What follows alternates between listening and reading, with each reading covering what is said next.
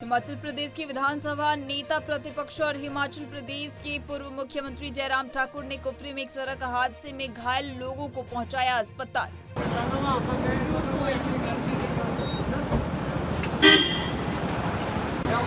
किसी का नंबर है जिसको बोलना हो। आप बैठो, मैं आ रहा हूँ आपके पास। कालिया जी आप जाओ साथ में। हाँ, आप जाओ, आप जाओ। स्कॉट वाले को जाने देना आगे ना, वो आगे आगे। हैदराबाद लोकसभा क्षेत्र से भाजपा उम्मीदवार माधवी लता के समर्थन में एक रोड शो के दौरान केंद्रीय मंत्री अमित शाह ने कहा 40 साल से हैदराबाद को प्रतिनिधित्व नहीं मिला है। भाइयों और बहनों, 40 साल से हैदराबाद को प्रतिनिधित्व नहीं मिला है। 40 साल से रजाकार के प्रतिनिधि वहां जाकर बैठे हैं। इस बार मौका है बहन माधवी लता को प्रचंड बहुमत से चुनकर भेजिए और हैदराबाद को सच अर्थ में रजाकारों से मुक्ति दिलाने का काम करिए।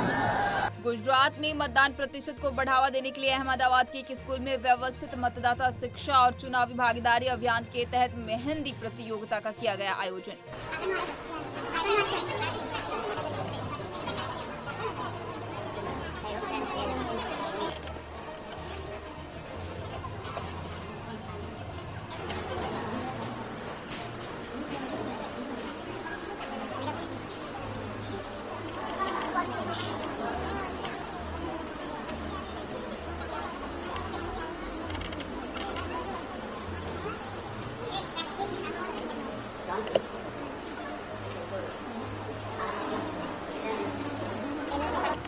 हैदराबाद में AIMIM अध्यक्ष असदुद्दीन ओवैसी ने एक जनसभा को संबोधित करते हुए केंद्र सरकार पर कसा तंज।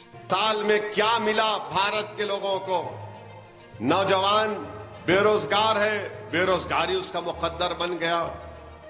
कब तक आप बीजेपी को इस बात की इजाजत देंगे कि इबादत गाहों के नाम पर आपके रोजगार के मौके खत्म कर दिए जाएं? कब तक आप नरेंद्र मोदी को, RSS को मौका देंगे कि मस्जिद और मंदिर के नाम पर नफरतों की दीवारों को उठा दिया जाए? कब तक आप नरेंद्र मोदी को इस बात की और बीजेपी को इस बात की इजाजत देंगे कि दोनों कम्युनिटीज को लड़ाओ और अपनी सियासी रोटी सेको? ये भारत की आवाम को फैसला करना है। अगर तुम असदुद्दीन ओवैसी को गाली देकर, मेरे चेहरे पर थूक कर या मेरी गाड़ी पर गोली मारकर तुम्हारे बेटे को नौकरी मिलती है तो बताओ, नौकरी मिली तुम लोगों को? तुम्हारे घर में चिराग जलाने के लिए तेल मिला तुमको बैंक से लोन मिला? नहीं मिला।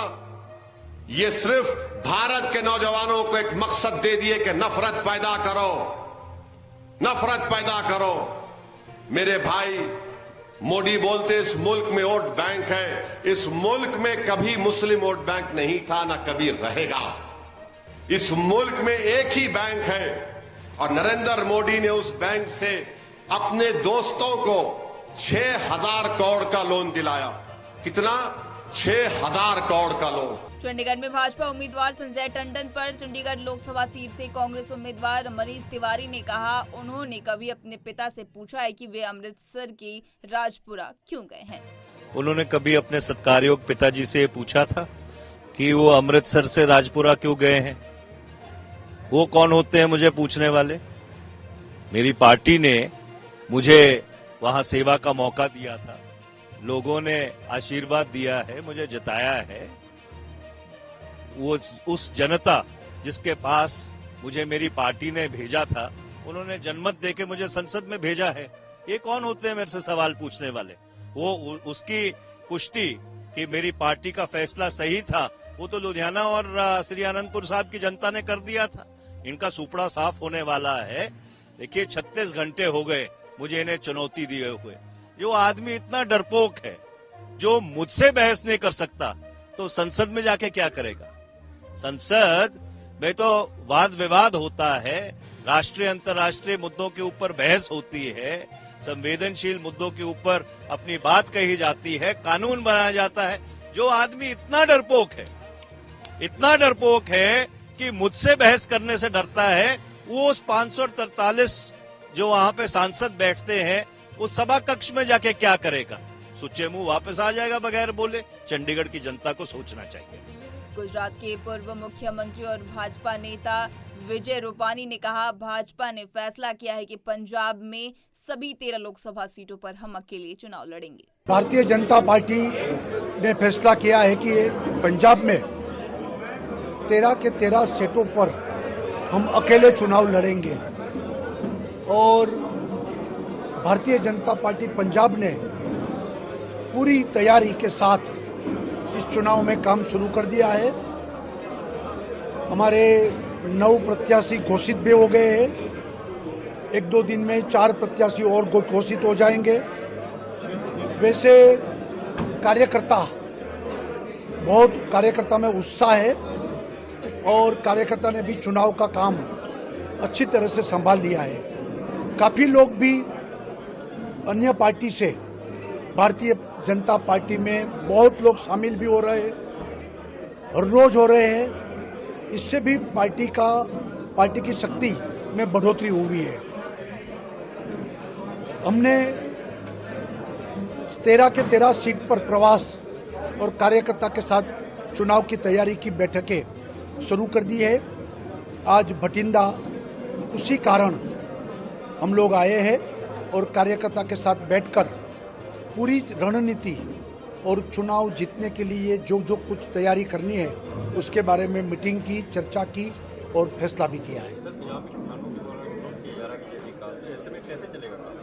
पंजाब में देखिए, अब सबको पता है कि किसानों के बारे में भारतीय जनता पार्टी की सरकार ने, मोदी जी ने काफी कदम उठाए हैं और पूरे देश भर में किसानों को दुगनी इनकम कैसे हो उसके बारे में भी काफी 10 साल में कदम उठाए हैं। मैं मानता हूं इससे कोई फर्क नहीं पड़ेगा और पिंड में भी किसानों भी भारतीय जनता पार्टी को समर्थन करेंगे। पंजाब में पहली बार बीजेपी चुनाव अकेले लड़ रही है, अब पहली बार लड़ रहे हैं और हमें पूरी उम्मीद है कि पंजाब की जनता बाकी पार्टियों से तंग आ चुके हैं।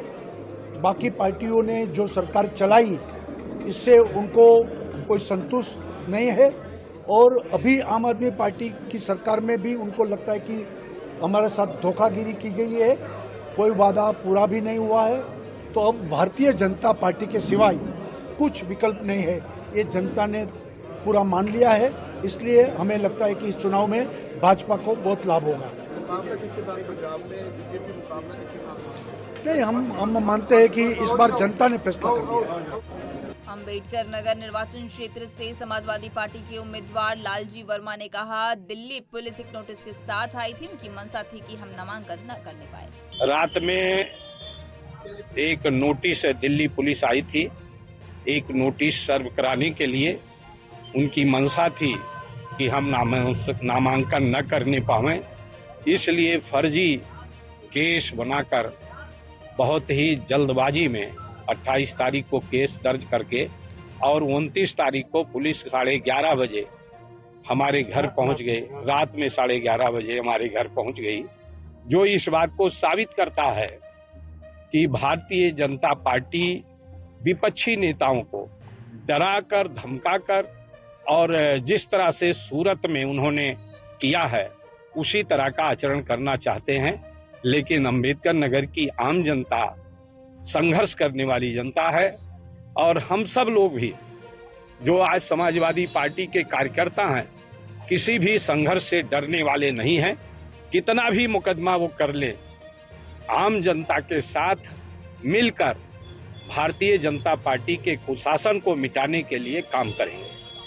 फरीदाबाद में जेजेपी नेता और हरियाणा के पूर्व उप मुख्यमंत्री दुष्यंत चौटाला ने कहा, 3 दिन पहले कांग्रेस में हमारे पूर्व प्रदेश अध्यक्ष शामिल हुए। उस समय फरीदाबाद के 3 नेताओं का नाम लिया गया था। कांग्रेस कितनी बौखलाई हुई है दिख रहा है। 3 दिन पहले कांग्रेस में हमारे पूर्व प्रदेश अध्यक्ष ने ज्वाइनिंग करी और उस ज्वाइनिंग के दौरान फरीदाबाद के 3 नेताओं का नाम लिया गया था, जिसमें हमारी महिला अध्यक्ष थी, महिला प्रदेश अध्यक्ष थी और इनके एक साथी का नाम था। पूरी तौर पर कांग्रेस की मंशा दिखती है कि कितनी बौखलाहट है। जो लोग वहाँ मौजूद नहीं थे, केवल मात्र फरीदाबाद के नहीं, पानीपत के भी, इवन फतेहाबाद के, उनके भी नाम की घोषणा करी जाती है अपनी लिस्टों को बढ़ाने के लिए। हम आने वाले दिनों के अंदर इसके लिए कांग्रेस के नेताओं को लीगल नोटिस भी इशू करेंगे, क्योंकि उनने हमारे पदाधिकारियों की छवि भ्रमित करी है और उनसे सार्वजनिक माफी की भी मांग करेंगे, नहीं तो उनके खिलाफ जो आगे लीगल कार्रवाई है। क्या लगता है भाजपा भी आपकी छवि भ्रमित करने का काम कर रहे हैं, क्योंकि उन्होंने भ्रष्टाचार को लेकर आपकी जांच कराने की बात की? मैं तो कहता हूँ कोई अकेला मैं तो नहीं था। कौन थे? आज पूरी सरकार है, सरकार का कोई कलेक्टिव डिसीजन है, कोई इंडिविजुअल डिसीजन है। इंक्वायरी हो अगर उसमें कमी। आपको याद होगा कि एमसी चुनाव आपके म्यूनिसिपल कमेटी कॉर्पोरेशन की बात आई, सबसे पहले मैंने खड़े होकर कहा इसकी इंक्वायरी, और इंक्वायरी हो भी रही है। आज के दिन कोई गलती है, कोई उसके अंदर ऐसी लील लगती है तो उसकी पूरी इंक्वायरी होगी। और मेरी छवि खराब करने से आज कुछ लोग अपना फायदा देखना चाह रहे हो, पर उन लोगों को देखना चाहिए दुष्यंत अकेला सरकार से बाहर नहीं गया, मनोहर लाल जी भी गए, अनिल विज भी गए, कई और एमओएस भी गए। क्या यह सभी खराब छवि के थे? सरकार में परिवर्तन आया था, मगर मुझे लगता है आप जैसे साथी कैमरा लगा लेते हैं और जो नए नए साथी आए वो कैमरे के आगे सिर्फ कुछ अपनी जगह बनाने के लिए इस तरह की बात कर रहे हैं। हमने बड़ा अच्छा शासन दिया है, इसलिए प्रदेश 23% जीएसटी की ग्रोथ रेट पे आ गया। आज दुगना हमारा रेवेन्यू का जो रिसिप्ट थी वो बढ़ी, एक्साइज की रिसिप्ट बढ़ी। हमने तो प्रदेश को कैसे आगे ले जाए थे, कैसे 20,000 किलोमीटर प्रदेश में सड़क दुरुस्त करी जाए, नई बनाई जाए, कैसे 11 नेशनल हाईवेज और एक्सप्रेसवेज नए प्रदेश के रोड इंफ्रास्ट्रक्चर का हिस्सा बने, इन सब के प्रति काम करेंगे। मध्य प्रदेश के पूर्व मुख्यमंत्री शिवराज सिंह चौहान ने कथावाचक पंडित प्रदीप मिश्रा से की मुलाकात।